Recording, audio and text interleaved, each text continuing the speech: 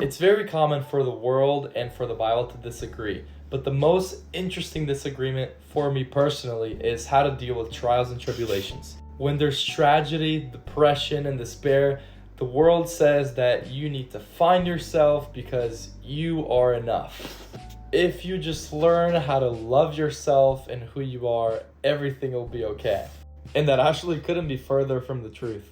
Now, in 2 Corinthians chapter 12, verse 7 through 10, we see that Paul, unlike his opponents who publicly proclaim their own greatness and their mystical experiences, Paul has a thorn in the flesh. Now, we don't know exactly what this thorn is, whether it's a physical chronic problem or he has to deal with complicated Christian leadership. We don't know.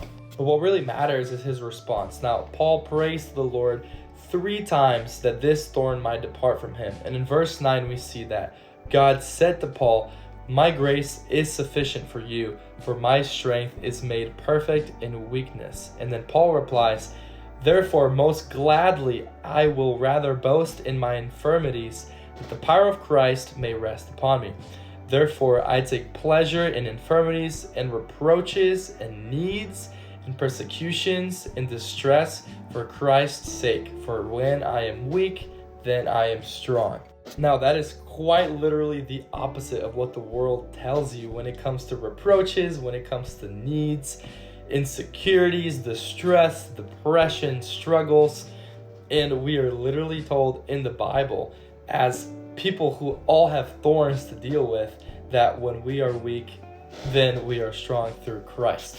There's a very similar verse in the first book of Peter, chapter 1, verse 6, where it says, "In this you greatly rejoice, though now for a little while, if need be, you have been grieved by various trials, that the genuineness of your faith, being much more precious than gold that perishes, though it is tested by fire, may be found to praise, honor, and glory at the revelation of Jesus Christ, whom having not seen, you love." Now, how crazy of a concept is this to a broken world, that we're supposed to rejoice in our trials and tribulations? It is literally the opposite.